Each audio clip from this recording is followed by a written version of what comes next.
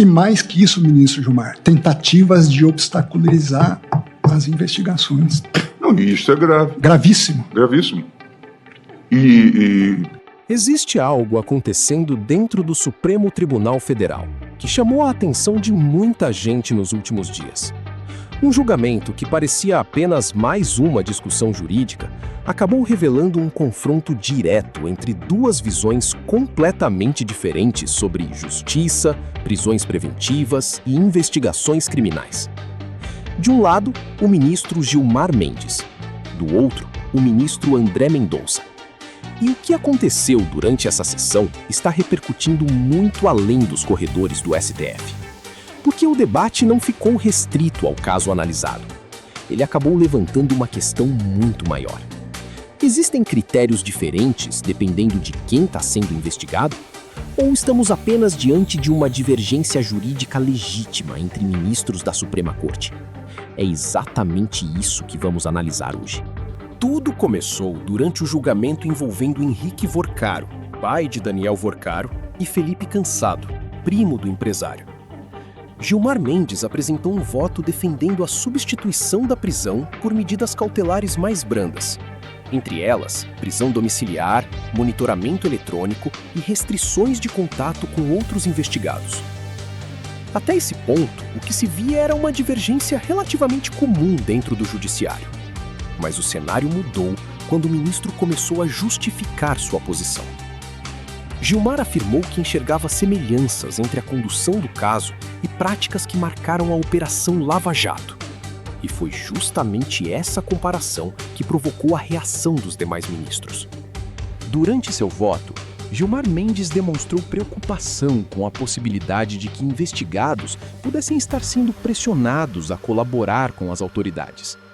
Segundo ele, quando uma colaboração ocorre sob pressão, existe o risco de comprometimento da voluntariedade exigida pela legislação. O ministro também afirmou que o judiciário não deve agir movido por expectativas sociais ou pela figura do chamado juiz-herói. As declarações rapidamente chamaram a atenção. Mas o que ninguém esperava era a resposta que viria logo em seguida. Porque André Mendonça decidiu rebater diretamente os argumentos apresentados durante a sessão. E foi nesse momento que o julgamento ganhou outro patamar de repercussão. As palavras de André Mendonça rapidamente passaram a circular entre jornalistas, juristas e comentaristas políticos. O motivo foi simples. O ministro rejeitou a interpretação de que as prisões estariam sendo utilizadas como instrumento para a obtenção de delações. Segundo ele, existe uma diferença muito clara entre prisão preventiva e colaboração premiada. Mas antes de continuarmos, veja exatamente o que disse o ministro André Mendonça durante o julgamento. Então, a investigação, no que depender de mim como relator, seguirá seu curso. Interessante a questão da delação. Eu sempre disse para os advogados, não estou preocupado com delação. Primeiro que eu não prendo para fazer delação. Não me permitiria isso. Não dormiria tranquilo se eu fizesse isso.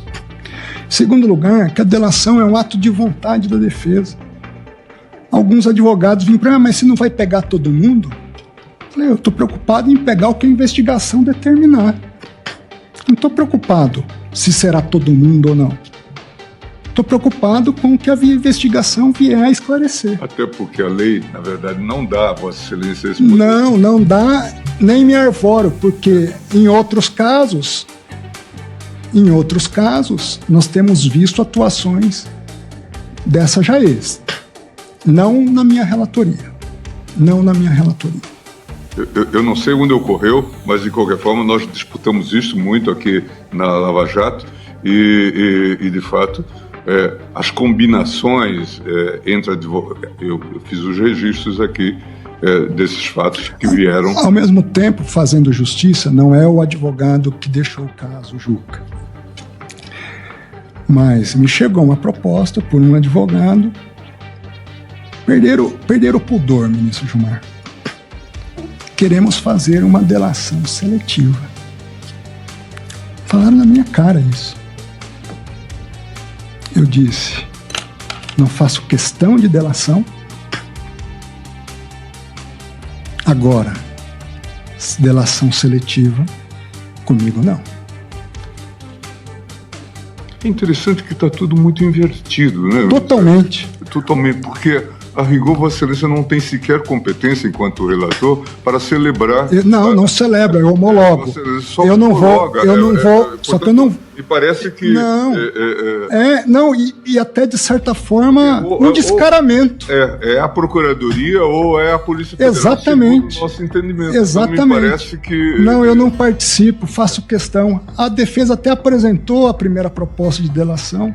Eu não quis acessar, ministro Gilmar. Entendeu? Até porque há uma perspectiva, parece que certos setores atuam para criar um vício. Tudo que querem é criar um vício. Há um sistema articulado para isso. Eu não sou cego. Eu estou acompanhando, estou assistindo os movimentos. Não, eu acho que todos nós devemos zelar para evitar ensejarmos não só a nulidade, mas a hipótese de suspeitas sobre a condução do... E mais que isso, ministro Gilmar, tentativas de obstaculizar as investigações. Não, e isso é grave. Gravíssimo. Gravíssimo. E por isso que desde sempre eu tenho falado. As declarações que você acabou de assistir se tornaram um dos assuntos mais comentados relacionados ao julgamento. André Mendonça foi enfático. Segundo ele, ninguém deve ser preso para produzir uma delação. O ministro afirmou que prisões preventivas só podem ser decretadas quando existem fundamentos previstos em lei.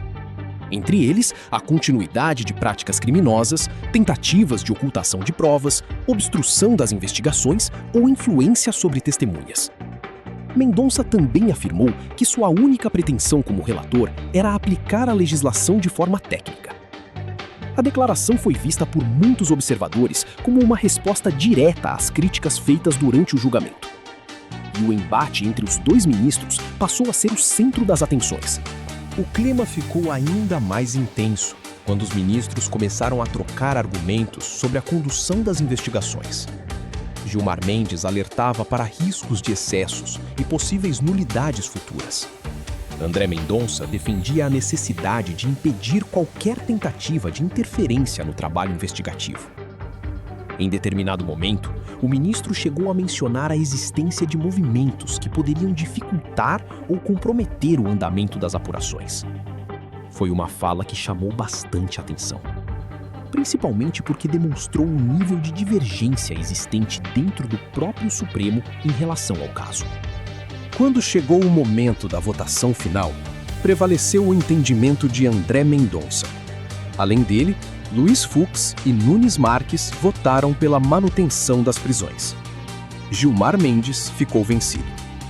O placar terminou em 3 votos contra 1. Mas a repercussão do julgamento foi muito além do resultado. O debate passou a girar em torno de uma questão mais ampla. Qual deve ser o limite entre a proteção dos direitos individuais e a necessidade de preservar a efetividade das investigações? Essa é uma discussão antiga e continua dividindo opiniões dentro e fora do judiciário. O que aconteceu nessa sessão do STF mostrou que existem interpretações bastante diferentes sobre temas fundamentais do sistema de justiça. Prisões preventivas, delações premiadas, garantias individuais, combate ao crime organizado. Tudo isso apareceu no centro do debate entre Gilmar Mendes e André Mendonça. E talvez seja exatamente por isso que o julgamento ganhou tanta repercussão. Porque ele levanta questões que vão muito além de um único processo. Agora, eu quero saber sua opinião. Você acredita que estamos diante apenas de uma divergência jurídica normal entre ministros? Ou esse julgamento revelou diferenças mais profundas sobre a forma como as investigações devem ser conduzidas no Brasil? Deixe sua opinião nos comentários. E se você gosta de análise sobre STF, política e bastidores do poder, inscreva-se no canal e acompanhe os próximos vídeos.